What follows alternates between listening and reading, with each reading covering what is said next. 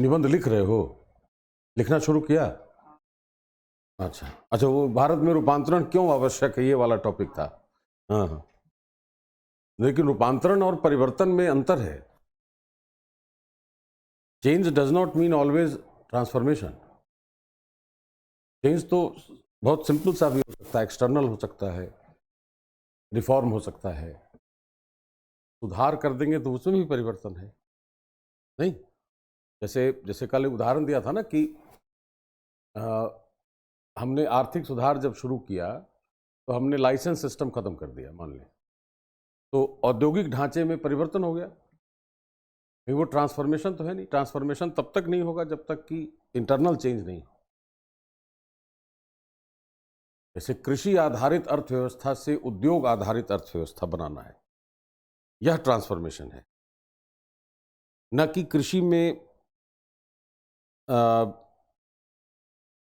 खाद्य प्रसंस्करण या उसको कहेंगे बागवानी को बढ़ावा दे दिया। जो परंपरागत फसल है उसके बदले हमने नकदी फसल को बढ़ावा दे दिया। यह भी परिवर्तन है, नीतिगत परिवर्तन है। That is not transformation. तो जो टॉपिक है निबंध का वो नहीं। परिवर्तन कब होगा कि हमने केमिकल फर्टिलाइजर की जगह पर बायो फर्टिलाइजर यूज कर दिया है। The entire system is changed. तब मान लें हमने एनपीके यूज कर रहे हैं, सपोज। एनपीके में जो नाइट्रोजन है उसको एनपीके बनाने में हमने नैनो टेक्नोलॉजी यूज कर दी, तो लागत घट गई उसकी, मान लिया हो सकता है। लेकिन उसके स्ट्रक्चर में कोई चेंज नहीं आया ना।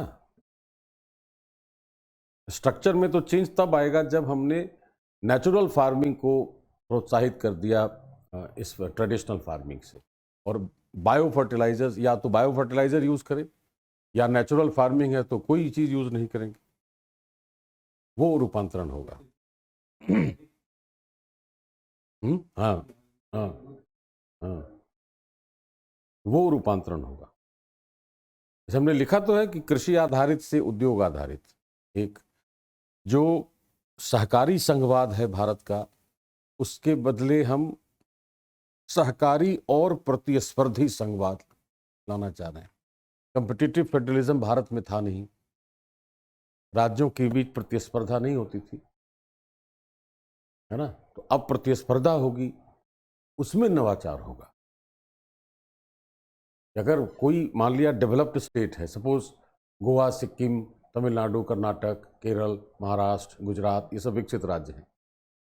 जो पिछड़े राज्य हैं, नॉर्थ ईस्टर्न हो गए या ईस्टर्न स्टेट्स हो गए, तो उनके बीच में प्रतिस्पर्धा अगर होगी, मान लिया बिहार, उत्तर प्रदेश, झारखंड, राजस्थान, इसको भी अगर इच्छा है और प्रतिस्पर्धा में आ रहा है कि नहीं हमारा भी विकास सिक्किम, गोवा, महाराष्ट्र, गुजरात जैसा हो, तो देखा जाएगा कि क्या ऐसा किया जाए जिससे कि हमारी विकास दर बढ़ जाए।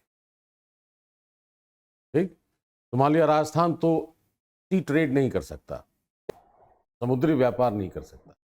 बिहार समुद्री व्यापार नहीं कर सकता गुजरात की तुलना में, तो कुछ दूसरा काम करना होगा बिहार को।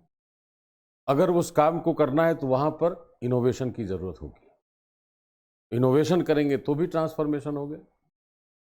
अगर ट्रांसफॉर्मेशन किसी और कारण से किया तो उससे इनोवेशन भी हो सकता है। तो दोनों सेल्फ कैटलाइज करते रहेंगे एक दूसरे को। है ना? इथेनॉल आधारित भी है, बिल्कुल है। हाइड्रोजन इकोनॉमी सब है, वो सारे ट्रांसफॉर्मेशन के उदाहरण है। लेकिन ये लिखना नहीं है,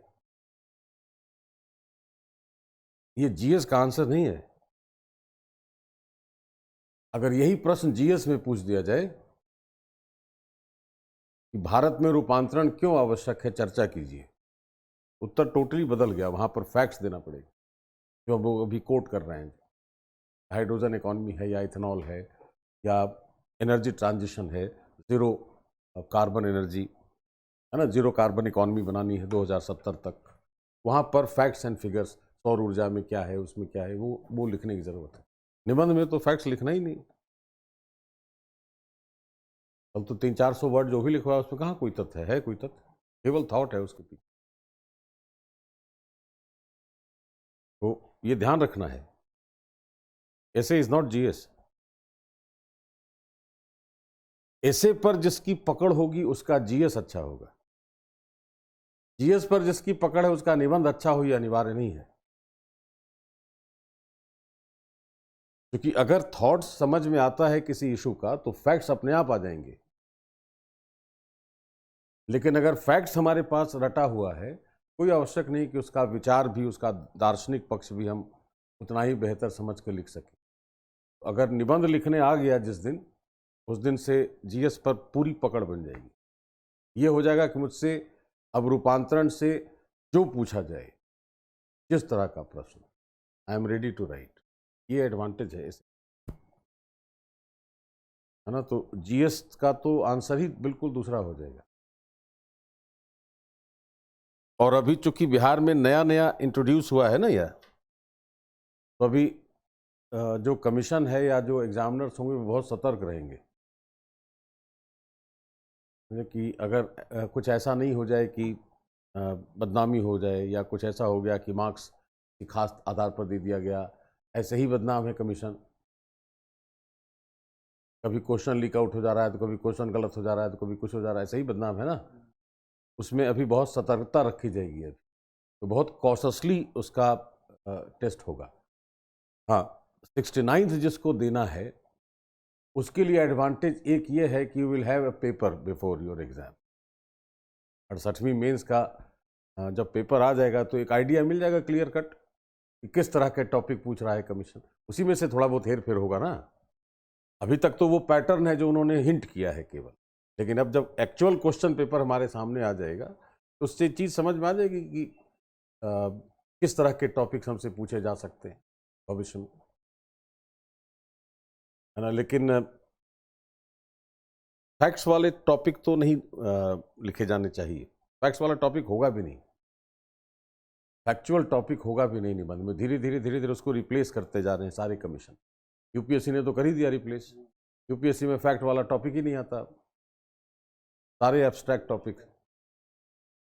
और उन्होंने जो हिंट कर रखा है कि 2 सेक्शन में से वही पैटर्न होगा जो यूपीएससी का है, तो मोर और लेस उसी तरह का निबंध होगा वहाँ भी। और एक तो कहावत ही है, एक तो बिहार स्पेशल है, वो तो अलग है ही, है ना। तो सतर्क रहेगा, परीक्षा की इस बार सतर्क रहेगा, है ना। दूसरा क्या है कि ऐसे लोगों को परीक्षक बनाया जाएगा निबंध का जो जिनकी छवि या जिनकी क्रेडिबिलिटी ऐसी है जो मल्टी डायमेंशनल हो, नॉट सिंपली ए प्रोफेसर।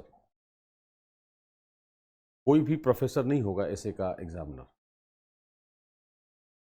तो ऐसा व्यक्ति होना चाहिए जिसकी छवि ऐसी है कि वह बहुआयामी है, तभी वो एसेस कर सकता है उसको। एक तो यह होगा। दूसरा होगा कि उसके अपने पैरामीटर होंगे, कमीशन निर्धारित करेगी पैरामीटर, क्या क्या चीज़ें देखी जाएंगी, जिस पर कितने मार्क्स दिए जा सकते हैं। ये सब तय करना है कमीशन को, तभी एग्जामिन करेंगे ना। जैसे यूपीएससी में पता है ना कि फॉर्मेट है उसका, उस फॉर्मेट के हिसाब से मार्क्स अलॉटेड है। ये ऐसी चीज़ लिखी जाएगी तो इतना, भूमिका में यह लिखा जाना चाहिए, बॉडी में यह लिखा जाना चाहिए, निष्कर्ष में यह होना चाहिए। तो वो फॉर्मेटिंग होगी तभी उस पर उसका असेसमेंट हो सकता है। ठीक, और कोई कंफ्यूजन?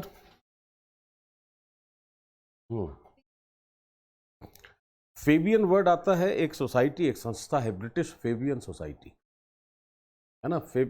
फेबियन का अर्थ यहाँ होता है लिबर्टी से। You are very liberal.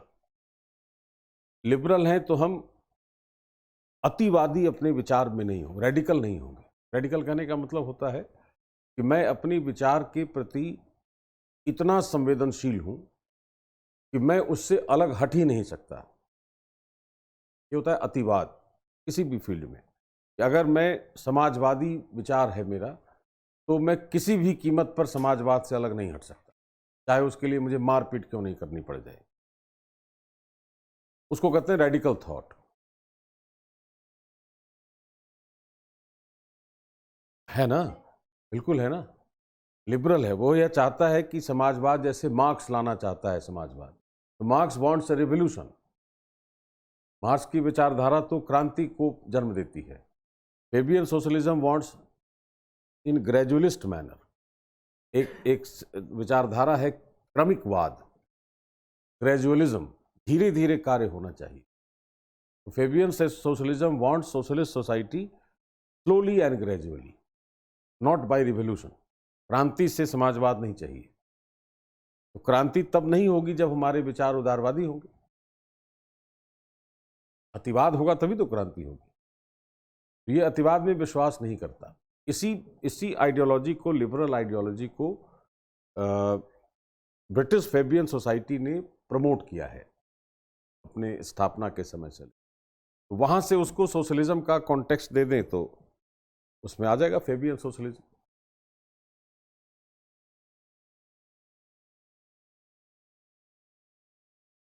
देख सकते हैं, बहुत हद तक देख सकते हैं।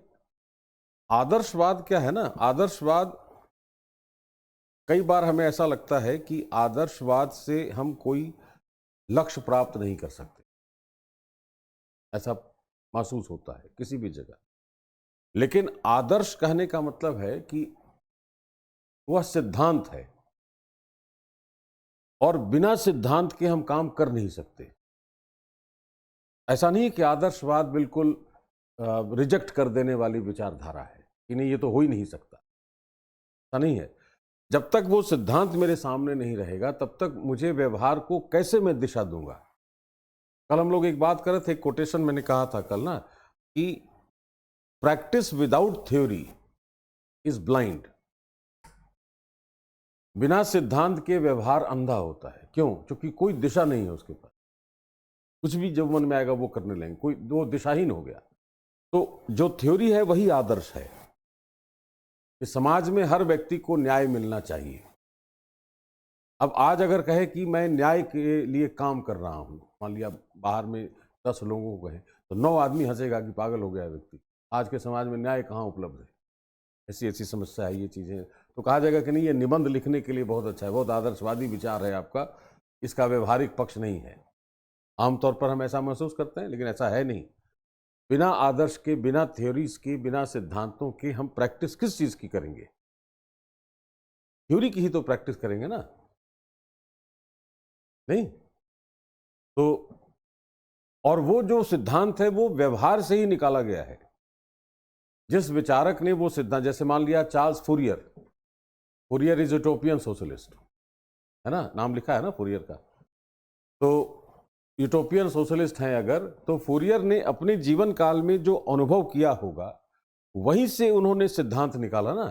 सिद्धांत निकाल के यह कहा, और फ्यूचर देखा उन्होंने कि भविष्य में भी ऐसा ही होगा। जो फ्यूचर उसने देखा वो हमारा प्रेजेंट है, राइट? उस सिद्धांत को जिसको उन्होंने व्यवहार से निकाला, उस सिद्धांत को आज हम अपने व्यवहार में प्रयोग में लाएंगे। ये कॉन्सेप्ट है उसका। आदर्शवाद को, और ये तभी होगा जब अतिवादी विचार नहीं होगा, जब हम उदारवाद होंगे कि सारे विचारों का को लेकर हम साथ चलते हैं, जब तभी ऐसा हो सकता है। तो उदारवाद तो सबसे ताकतवर विचारधारा है, neither left nor right nor centralist. उदारवादी होने का अर्थ होता है कि you are not at all in tension any time, you will accept any thought, any ideology according to the requirement, according to the requirement.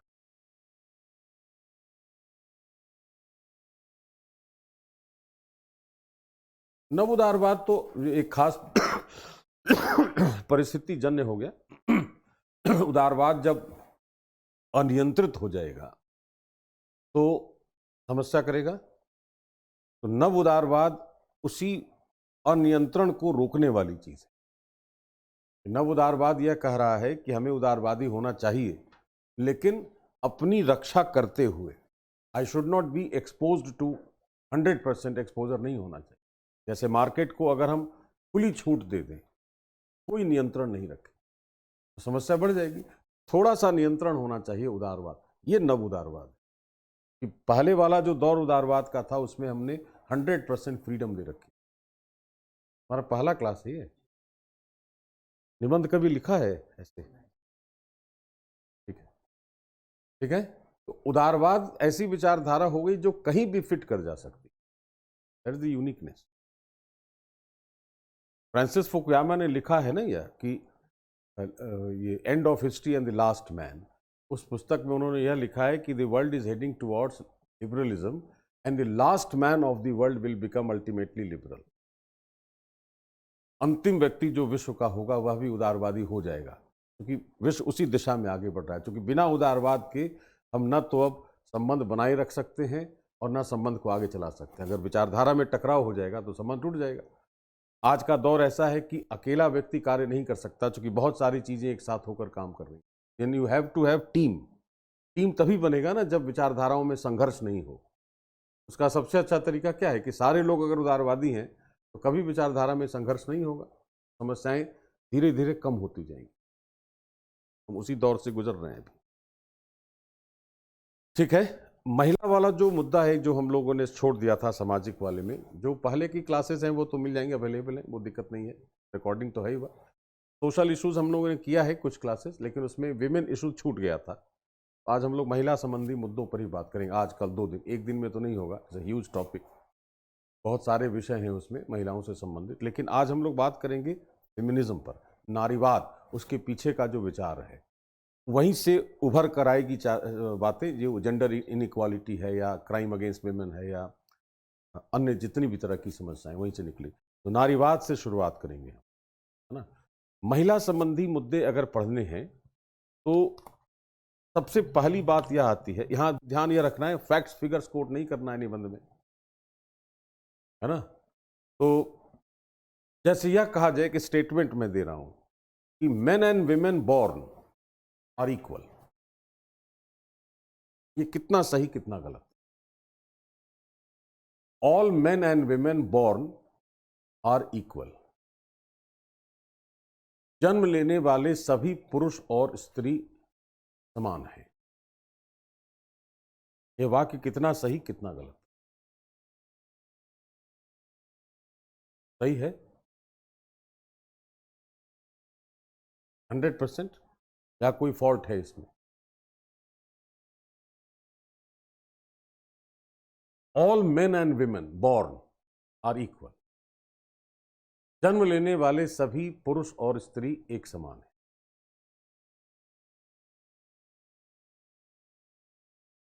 प्रकृति में जन्म लेने वाले पुरुष और स्त्री एक समान। वाक्य ठीक है पूरी तरीके से, गलत है पूरी तरीके से, क्या है?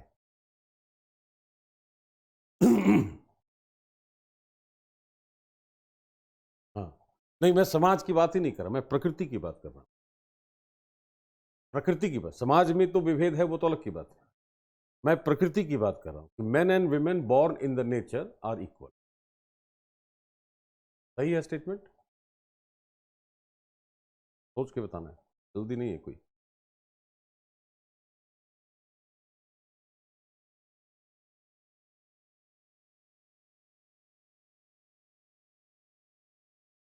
नेचुरल तरीके से दोनों बराबर है, कोई डिफरेंस नहीं है मेन और विमेन में,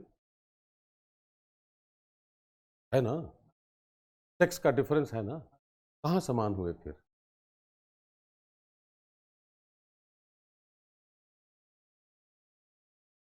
नहीं, मैं शारीरिक की बात कर रहा हूं। नेचर ने जन्म दिया किसी प्रजाति को, तो मेल और फीमेल बनाया ना नेचर ने, तो डिफरेंशिएट तो कर ही दिया ना नेचर ने।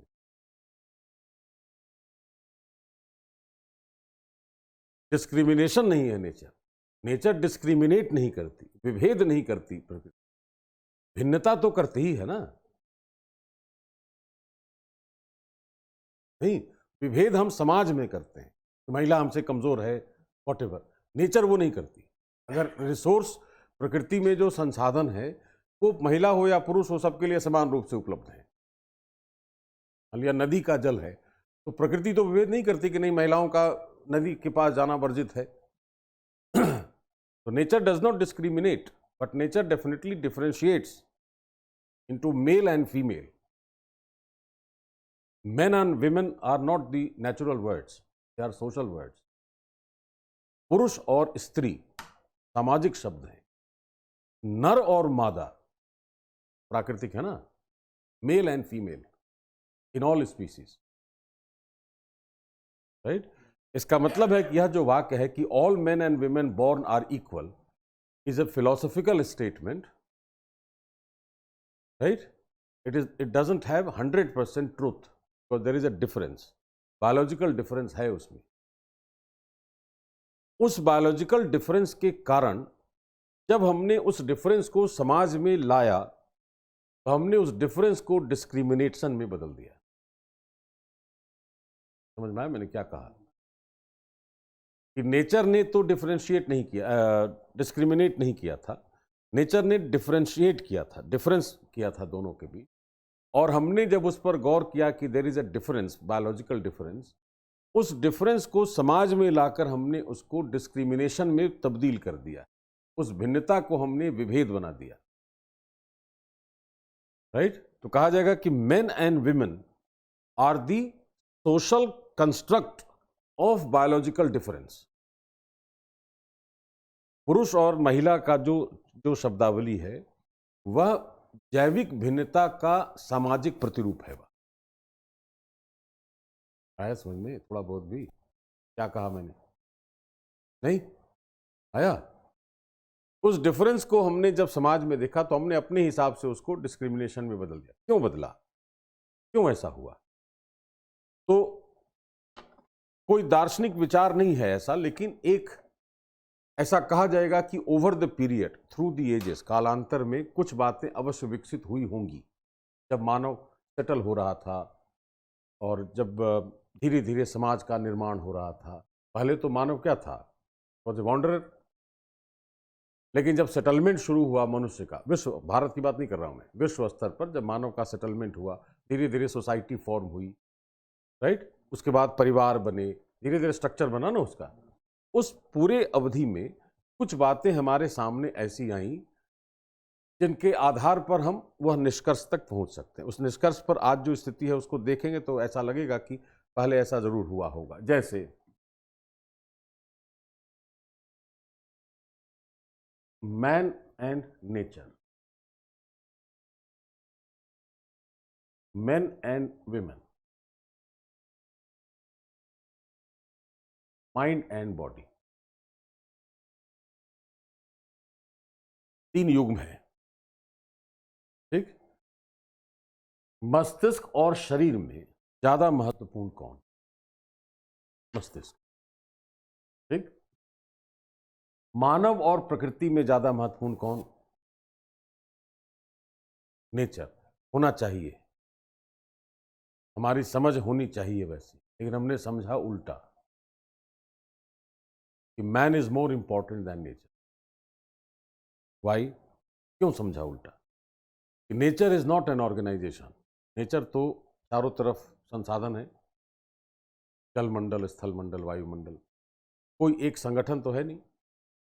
दूसरे जो जीव हैं वो उपभोग करते हैं नेचर के संसाधनों का, लेकिन अगर संसाधन समाप्त हो गया, उन जीवों के द्वारा प्रकृति को पुनः स्थापित करने वाला कोई कार्य नहीं किया जाता।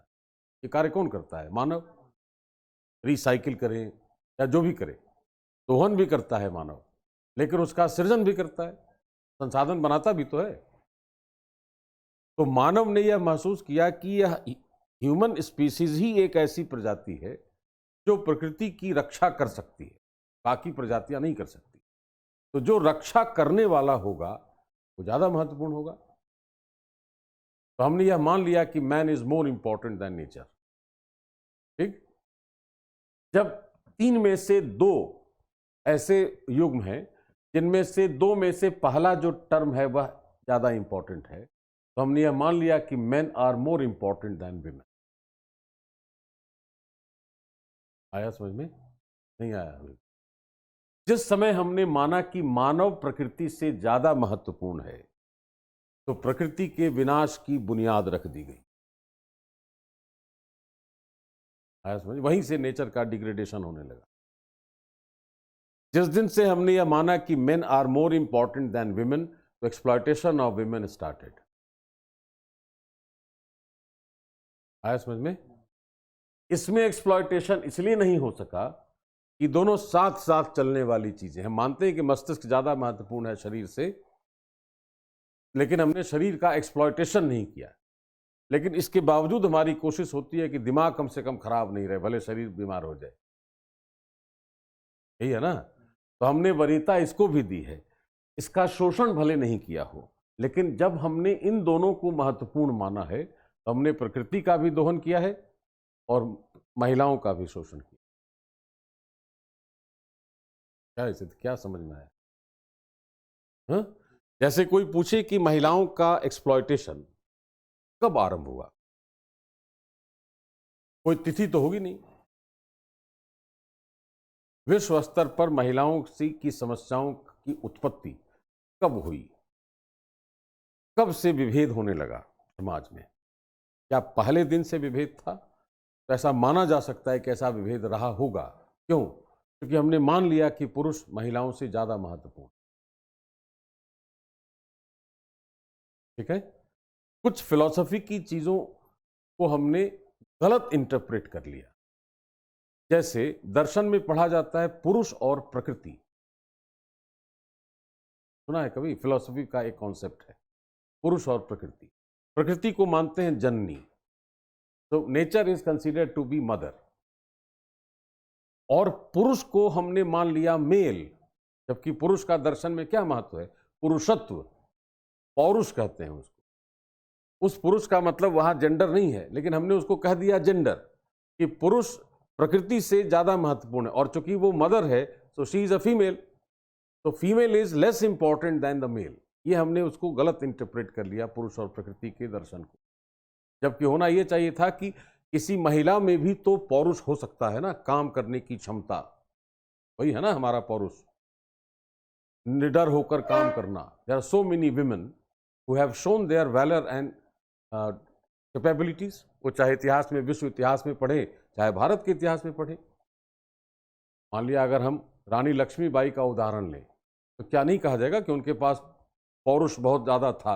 मर्दों के पास नहीं था उतना, बहुत सारे मर्दों के पास नहीं है, उस वक्त भी नहीं था जो उन्होंने दर्शाया।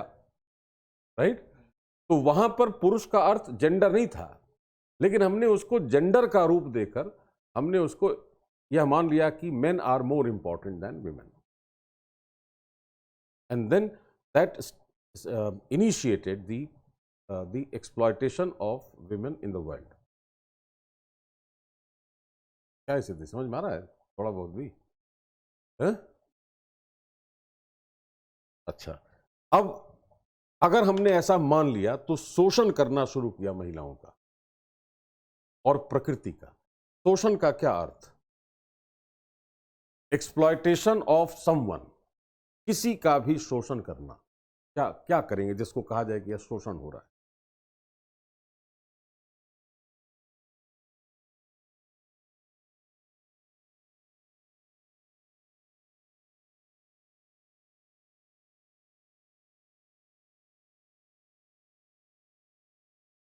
तो उसको अति दोहन कहते हैं।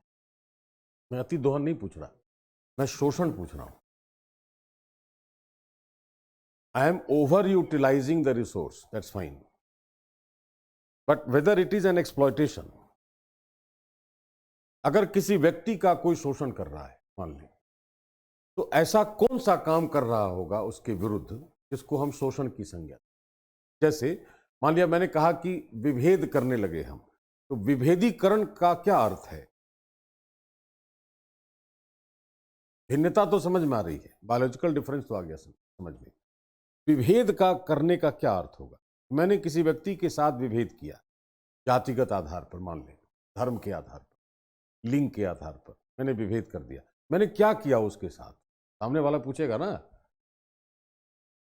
हाँ, इसका मतलब कि मेरे अंदर कोई पूर्वाग्रह है उसके बारे में, कि अमुक व्यक्ति उस जाति का है और मेरी जाति उससे बेहतर है, तो मैं उसके साथ कैसे बैठूंगा? यही होगा ना, पूर्वाग्रह होगा। इसका मतलब है कि उसको तकनीकी रूप से डिफाइन कैसे करते हैं कि प्रेजुडिस्ड बिहेवियर्स आर डिस्क्रिमिनेशन। पूर्वाग्रह ग्रसित व्यवहार विभेदीकरण है। समझ में आया? तो कोई कहेगा कि जाति के आधार पर विभेद नहीं करना है, मैं पूछूंगा कि मुझे क्या करना चाहिए, तो मैं आंसर दूंगा कि किसी के प्रति किसी भी आधार पर कोई पूर्वाग्रह नहीं होना चाहिए, चाहे जाति, धर्म, लिंग, जन्म स्थान जो भी है, किसी भी आधार पर हमारे पास कोई पूर्वाग्रह किसी व्यक्ति के प्रति नहीं होना चाहिए, तभी हम उसके साथ निष्पक्ष होकर व्यवहार कर सकते हैं। ठीक है। ठीक उसी तरह अगर कोई कहे कि एक व्यक्ति का शोषण हो रहा है, तो ऐसा क्या कार्य कर रहा होगा जिसको शोषण कहेंगे? एक व्यक्ति का जन्म जब प्रकृति में हुआ तो प्रकृति उसको कुछ अधिकार मिल जाता है प्रकृति से होता, जैसे right to life, right to eat, right to move, right to speak, सारी प्रजातियों को है समान रूप से। ठीक है। हमने ऐसा कोई कार्य कर दें हम जिससे उसके ऐसे प्राकृतिक अधिकारों का प्रयोग वह नहीं कर पाए, शोषण मान सकते हैं उसको, कि हमने उसके प्राकृतिक अधिकारों के उपयोग में बाधा डाल दी अपने हित के लिए। प्राकृतिक अधिकार का प्रयोग तो हो सकता है वो व्यक्ति बीमार हो जाए तो नहीं कर पाएगा, लेकिन मैंने अपने हित, अपने स्वार्थ के लिए किसी व्यक्ति को उसके प्राकृतिक अधिकारों से वंचित कर दिया अगर, तो वह शोषण कहा जाना चाहिए। राइट। तो जब कहा जाएगा कि महिलाओं का शोषण करने लगे हम, इसका मतलब क्या है कि पुरुष ने अपने हित के लिए, अपने स्वार्थ के लिए महिलाओं को उनके प्राकृतिक अधिकारों से वंचित करने का प्रयास किया। यही महिलाओं के शोषण का अर्थ है। स्पष्ट हुआ? अब प्राकृतिक अधिकारों में क्या क्या शामिल होता? सबसे बुनियादी तो राइट टू लाइफ, और लाइफ का अर्थ क्या है समाज में? What is life in this society? Life in the nature is biological. प्रकृति में जीवन का अर्थ तो जैविक है, जब तक व्यक्ति सांस ले रहा है तब तक जीवित है। समाज में जीवन का क्या अर्थ है? समाज में जीवन को कैसे डिफाइन करेंगे? The period between birth and death. समाज में जीवन किसी का कितना लंबा जीवन होगा? जन्म और मृत्यु के बीच की जो अवधि है वही ना, वो 1 वर्ष हो सकती है, 100 वर्ष हो सकती है। राइट। उस 50, 60, 70 वर्ष की जो अवधि है एक व्यक्ति की, जिसमें वह समाज में अपना जीवन व्यतीत कर रहा है, उसके लिए सबसे महत्वपूर्ण चीज क्या होगी? गरिमा, उसका सम्मान, उसकी प्रतिष्ठा, उसकी गरिमा। अगर गरिमा नहीं है then life is useless, meaningless. कहा जाएगा ना कि जीवन उसका निरर्थक है अगर उसके पास गरिमा नहीं है तो। राइट। जब हम यह कहते हैं कि we give due respect to a dead body also, मृत शरीर को भी सम्मान देते हैं, देते नहीं देते? जब कोई व्यक्ति मर जाता है तो मृत शरीर को भी तो सम्मान ही देते हैं ना। तो इसका मतलब कि अगर मरने के बाद भी सम्मान उतना महत्वपूर्ण है, डिग्निटी, तो जीवन में तो सबसे महत्वपूर्ण होना चाहिए। अगर हमने उसके प्राकृतिक अधिकारों से उसका वंचन करा दिया है, इसका मतलब है कि उसकी गरिमा निश्चित रूप से प्रभावित हुई होगी। तो शोषण का सीधा प्रभाव कहां पड़ता है? डिग्निटी पर, गरिमा पर।